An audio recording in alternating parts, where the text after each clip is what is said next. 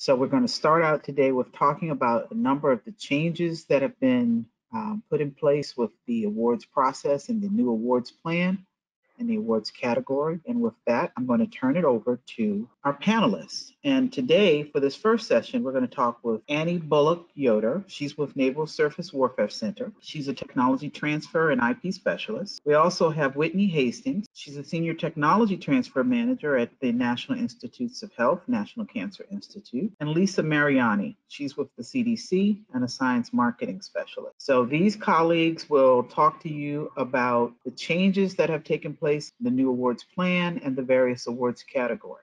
And we will turn it over to you guys. All right, we do.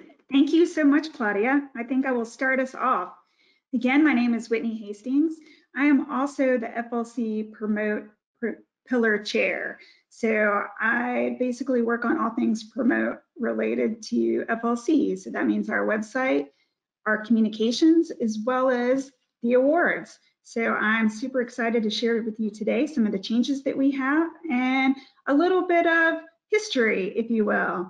So I think it's always great to start with FLC Strategic Focus. Like, why are we doing what we're doing and why are we making any changes in the first place?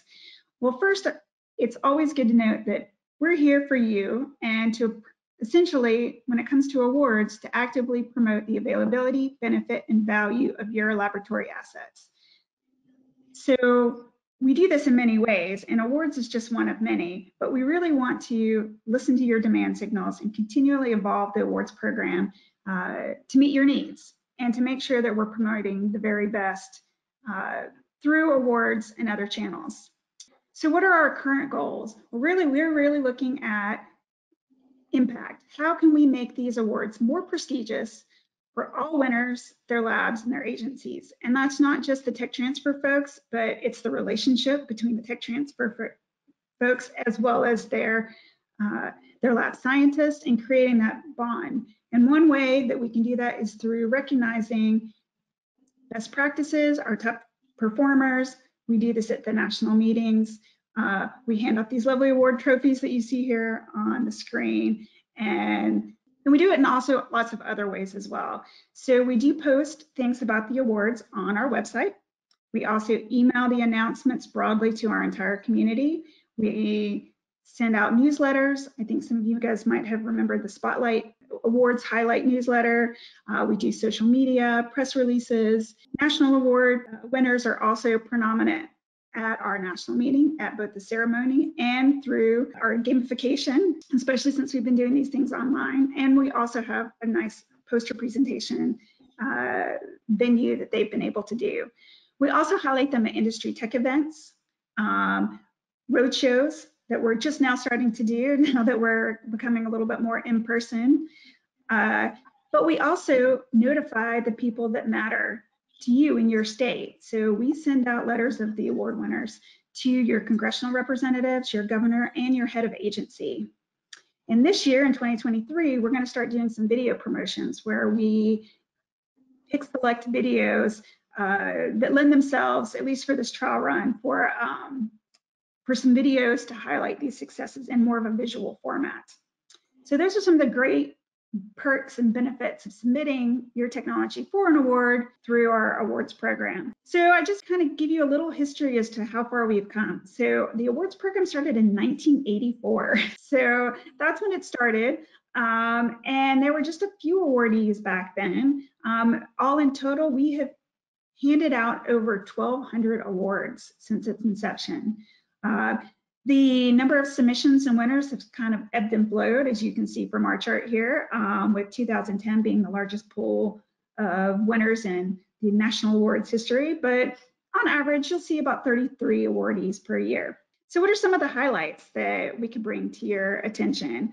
As I said, 1984 was our first. We basically had just one category back then, I believe, and at least to my knowledge. And then since then, we've included numerous other awards, the most recent of which were the Impact and Tech Transfer Innovation category that were added in 2020.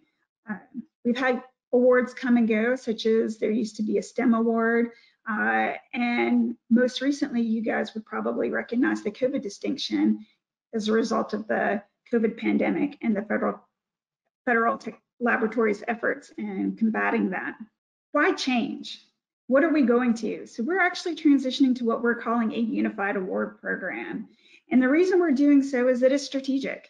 You know, right now there are 7 different award messages and award programs that are going through when you count 6 different regions and the National Awards Program. So you as member labs have multiple emails, multiple timelines, and multiple different award categories and types of judging across the region. So we wanted to increase the fairness and transparency, reduce the diluted messaging, and reduce the burden on you and us in a way such that we can no longer administer multiple award programs, but make it easier for you to write the awards, us to judge them, and to spend more time on actually promoting these successes that are really important for us to highlight and show the great work that we're doing here in federal check transfer. So you may ask the question, why now? Well, essentially due to our virtual environment and the change in the way that regions are operating their meetings, they've become a little bit more industry topic focused. So that made this kind of an easier shift for changing regions to more of a unified submission. And while the regional awards are important, and we are going to continue to keep the regional awards just in a different format, they've been resource intensive. So those are a couple of demographic changes, but also we're launching a new awards platform called Slate that will be launched and which will be used this year for the 2023 submissions. So I'm going to hand it over to Lisa, who will give you a little more details as to what this new Unified Awards program actually entails. Take it away, Lisa. Thanks, Whitney. So Whitney started on some of the benefits. Absolutely, we love to go to a Unified Awards program for all of our FLC efforts and highlight the best successes and really broaden the reach and have more labs participate too. I won't go through this longer list, but just to highlight here, we're very much wanting to go to this 1 submission per year. It'll be simpler, streamlined. Certainly appreciate that all have day jobs. So this will give you a chance to hopefully really do a fantastic job and get your best foot forward for the awards entries. This will also be easier on our judges because they'll only be judging once a year, and it is a pretty intense process, but absolutely so rewarding. This will also help with greater consistency among scores. And if I may also please make a shameless plug, we are looking always for more judges. So if you have any interest, please give us a holler. Just let Whitney or myself know, other FLC organizers, and we'll get you signed up. So please, we'll hope for the best there. Also, Whitney went through a few more of these other items, but would love to allow the regions to focus more on their meetings. And this might be one thing to free them up a little bit so they can still honor and recognize the very, very important awards that are happening in their regions, but then they can kind of intertwine them and then focus on other things for your, whether they're quarterly or annual meetings, whatever you do, but this will just free up some time. Also, we'd like to make sure, as I mentioned, that we get more labs, even some folks who haven't participated ever, or maybe they don't have the bandwidth or just resources, or perhaps didn't even know much about this program, but want to ensure an equitable program and as many entries as possible. This is the action plan, and we'll go into more about the dates, but definitely there will be a call for submissions, national and regional starting in July, coming up very soon. Generally, we have a shorter time window, but nice judging and some time over breaks to have the judges look over all the different entries, and they can volunteer. If you'd only like to, for instance, judge 20 awards, you can do that. So it's not too burdensome depending on what your bandwidth is personally. We'll do some internal winner announcements for December. So that would be your head of agency, certainly let the winners and the winning teams know. And then from there, as Whitney mentioned, we'll do different promotions. Congress will be notified, governors of states will be notified, and then the FLC organizers do their fantastic job in promoting the success stories and really getting lots of involvement for winners to get highlights both during the national meeting and leading up to and even afterwards, after the events. And even non-winners can be promoted between success stories, newsletters, other mentions as well. So it's a great chance to highlight Federal Laboratory's work. So for next steps, the call for submissions is coming very soon. It will open on Monday, July 18th. The submission period will close September 16th, which is a Friday. So after the Labor Day break there.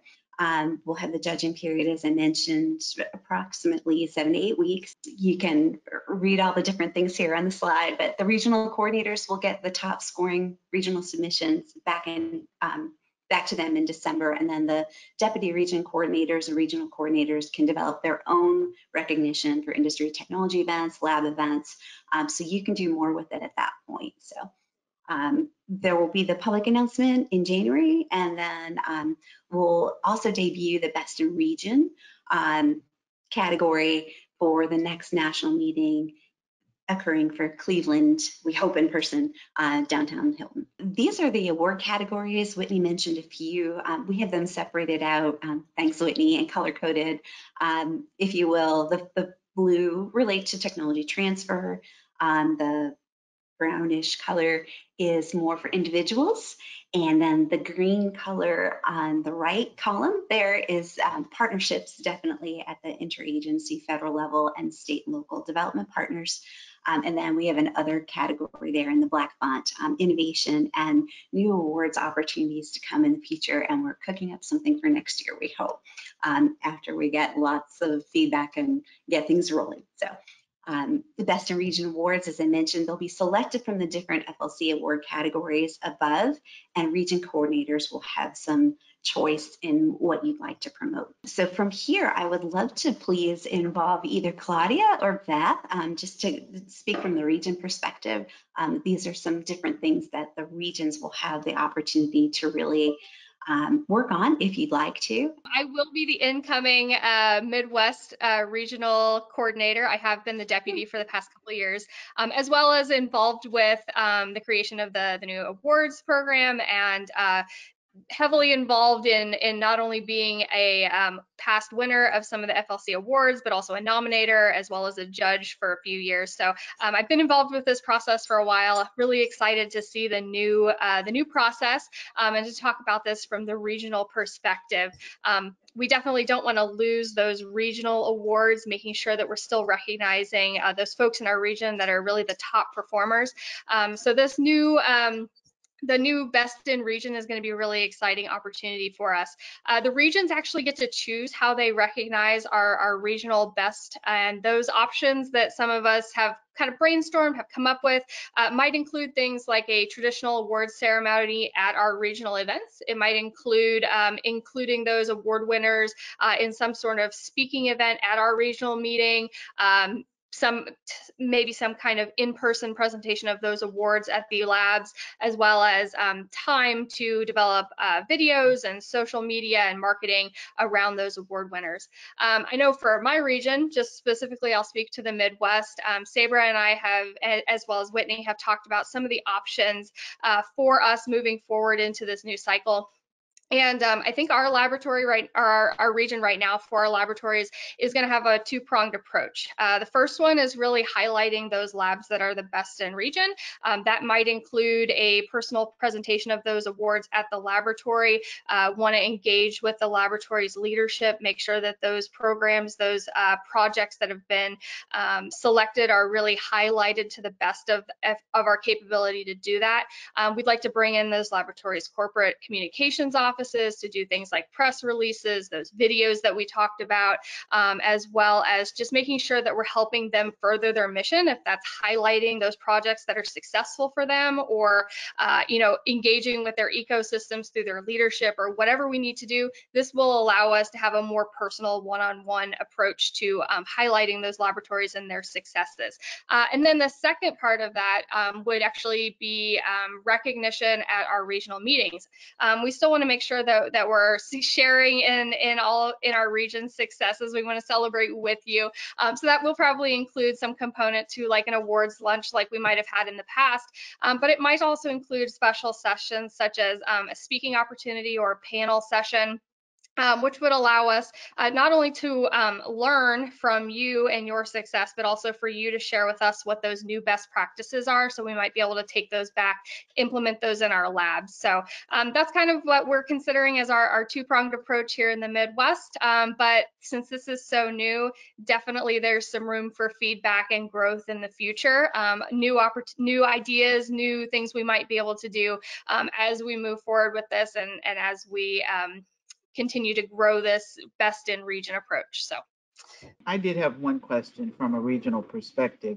This is for us, and I'm the deputy regional coordinator for the MidAtlantic region, which is a fairly sizable region to work with. Do you suggest, and I know we have a number of attendees here, but because of the size of the change, and I know FLC has done a lot of external communication about this change, do you suggest we do some outreach to our own laboratories within our region about this change so that they are at least aware and sort of facilitate the communication so that they can, kind of make sure that they know what's happening and, are not at the last minute trying to figure out, well, what's changed, what's different. And, I feel like we need to do something at the regional level so that they don't feel like, well, we're going into a national bucket. There's no way we're going to potentially win anything because now we're competing nationally versus regionally so that we can continue to receive a lot of submissions. I mean, I guess that's my only concern is that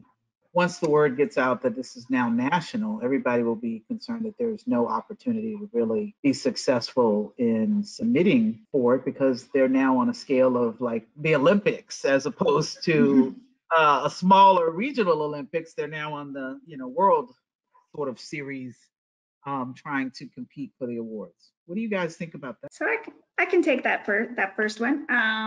So actually you're still, we are going to have a single submission process. So basically you can just kind of think about streamlining the paperwork, if you will. So everybody's going to submit, but at the same time through the same platform, but each region is going to be able to recognize their region however they like. So the best in region in the Midwest is not going to compete against those in the Mid-Atlantic. So you as a regional coordinator will get your submissions from your group of agencies.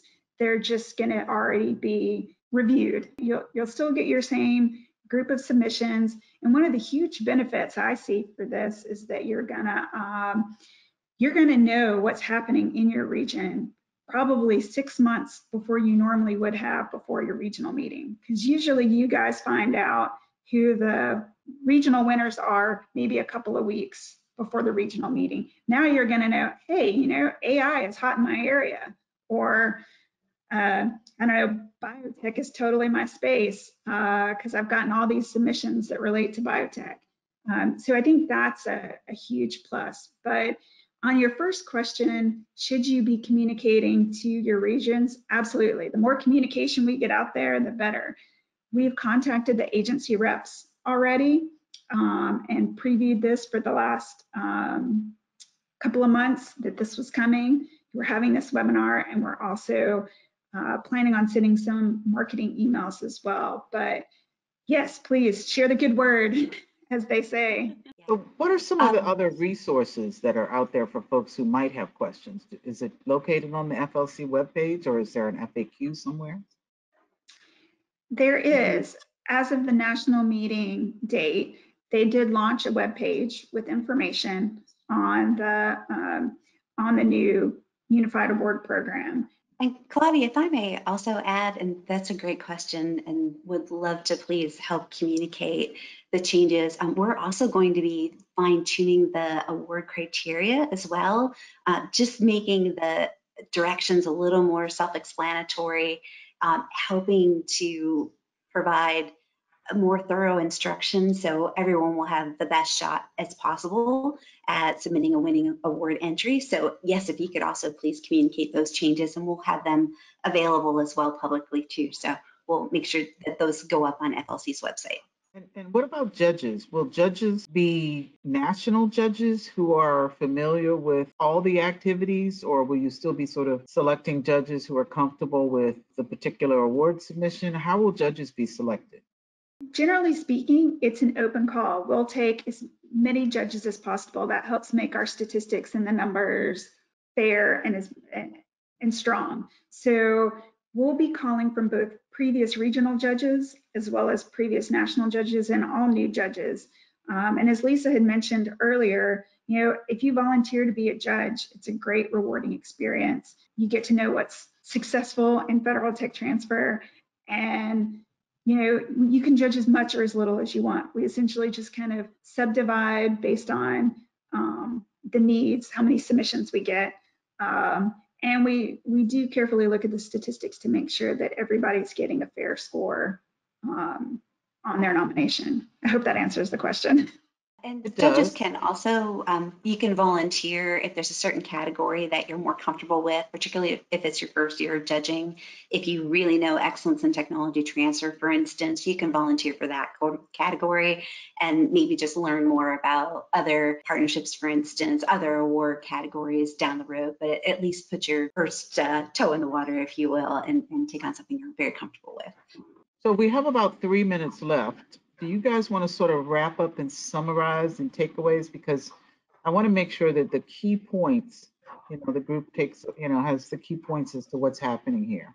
And one area that you kind of cleared up for me was the fact that there is an opportunity for regional awards. So if you submit to the national award, you still have an opportunity, and you don't win at the national level, you still have an opportunity to win at the regional level. Is that correct?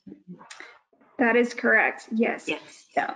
The real major change here is that you're only going to submit one time. And when you submit, you're submitting for both the best in region, your regional level, and your national at the same time. So one submission is going to qualify you for both. You could win both. You could win one. Yeah. But we're trying to make the process easier. Yeah.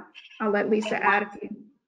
Oh, perfect. Thank you, Whitney. And one platform, and it will be a new platform this year that's very user-friendly and super easy to use, and we'll have it all geared up to reflect the minor criteria changes that we mentioned with better instructions, et cetera. So just one time to do this in a year. So that will hopefully free up some time for the different submitters. And then the groups the inventors or whomever are involved only go through this once. I mean, certainly you can enter more than one category if you'd like, or put forth, I think, certain numbers of entries per lab, but like 4 for excellence in technology transfer, for instance, but lots of great opportunities. Okay. And to wrap up, Go ahead, Annie. I was just going to say, I just wanted to reiterate that this is going to allow the regions to still give regional best awards and to recognize the successes and excellences in our regions individually. So we're definitely not losing that. And we're going to have a lot of latitude to how that looks in the future. So we're not losing that. And in fact, it should be pretty amazing to see what we end up from all of this. Well, great, guys. This has been a great informational session.